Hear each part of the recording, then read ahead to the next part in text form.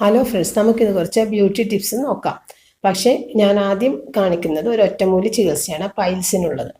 അപ്പോൾ അതിന് വേണ്ടത് തൊട്ടാവാടിയാണ്. തൊട്ടാവാടിയും പിന്നെ മുക്കുറ്റിയും ഇതിനു വേണ്ടി യൂസ് ചെയ്യും. മുക്കുറ്റി ഞാൻ ഈ ആവശ്യത്തിന് വേണ്ടിയിട്ട് മുറ്റത്ത് പിടിപ്പിച്ചിരുന്നതാണ്. അതുകൊണ്ട് ഞാൻ ലൈവായിട്ടൊന്ന് കാണിച്ചത് മാത്രം.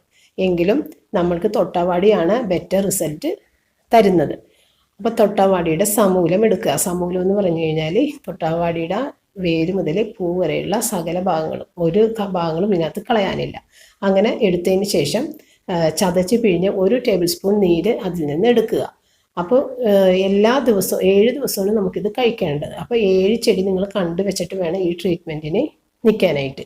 അപ്പോൾ ഈ 7 ചെടി ഓരോരോ ദിവസങ്ങളിൽ ഒന്നിച്ച് പറിച്ച് എടുത്ത് വെക്കുമെങ്കിൽ അങ്ങനെ കുഴപ്പമില്ല.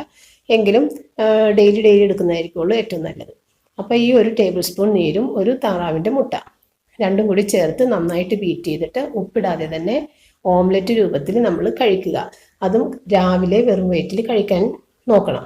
രാവിലെ വെറും വയറ്റിൽ 7 ദിവസം ഈ രീതിയിൽ നിങ്ങൾ കഴിച്ചു കഴിഞ്ഞാൽ നിങ്ങൾക്ക് ഈ പൈൽസ് കൊണ്ട് ബുദ്ധിമുട്ടുന്ന ആളുകൾക്ക് ഇത് ജീവിതകാലത്ത് പിന്നെ വരില്ല. കാരണം ഇത് ഒറ്റമൂലി എന്ന് പറയുന്നത് ഫലിച്ചു കഴിഞ്ഞാൽ പിന്നെ അതിന് ഒരിക്കലും പിന്നെ ആ രോഗം തിരിച്ചു വരില്ല. ഫലിക്കാത്തവരിൽ ഇത് ബാഡ് ആയിട്ടുള്ള യാതൊരു പ്രോബ്ലംസും സൈഡ് എഫക്ട്സോ ഒന്നും തന്നെ ഉണ്ടാക്കുന്നില്ല. ആ ഒരു ധൈര്യം നിങ്ങൾക്ക് ഉണ്ട്.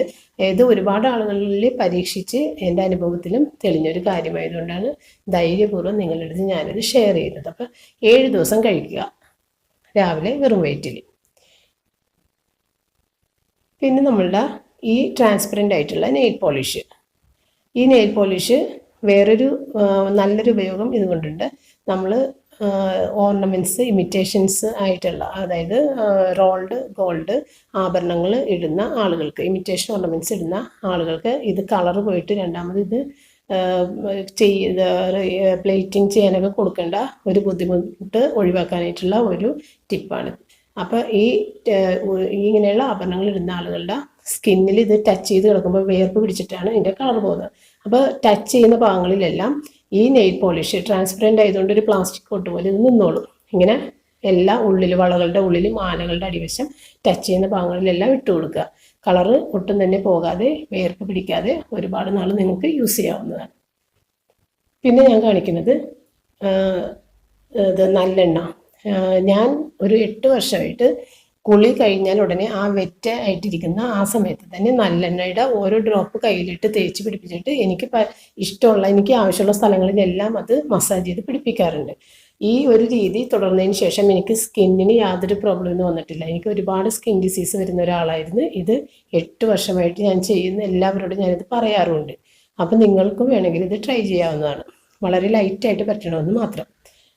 അതുപോലെ തന്നെ അടുത്തൊരു ടിപ്പ്, നമ്മളുടെ ഒരു സബ്സ്ക്രൈബർ ഇതിൽ കമൻറ്റിലൂടെ ഇട്ട ഒരു കാര്യമാണ്. ഞാനത് കുറച്ച് ദിവസമായിട്ട് ട്രൈ ചെയ്ത് നല്ല റിസൾട്ട് കിട്ടിയതുകൊണ്ട് കാണിക്കുന്നതാണ്.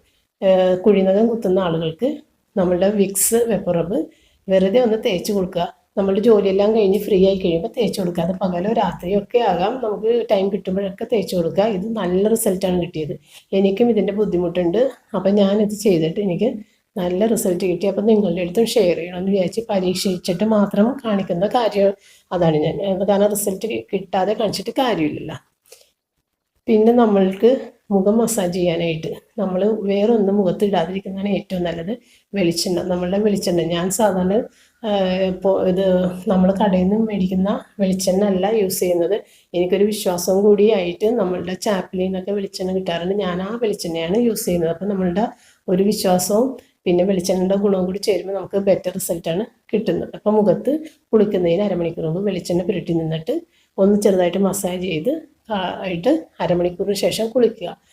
ഏറ്റവും നല്ല റിസൾട്ട്. അതായത് ഇത് ഒരുപാട് ആൻറ്റി ബാക്ടീരിയൽ ഏജൻ്റൊക്കെയാണ് വെളിച്ചെണ്ണ, എല്ലാവർക്കും അറിയാവുന്ന കാര്യമാണ്. കാരണം നമ്മുടെ സ്കിന്നിൽ ഉണ്ടാകുന്ന എല്ലാ പ്രശ്നങ്ങൾക്കും നല്ല പരിഹാരമാണ് വെളിച്ചെണ്ണ. അപ്പം നിങ്ങളെല്ലാവരും ഒന്ന് ട്രൈ ചെയ്താൽ നന്നായിരിക്കും.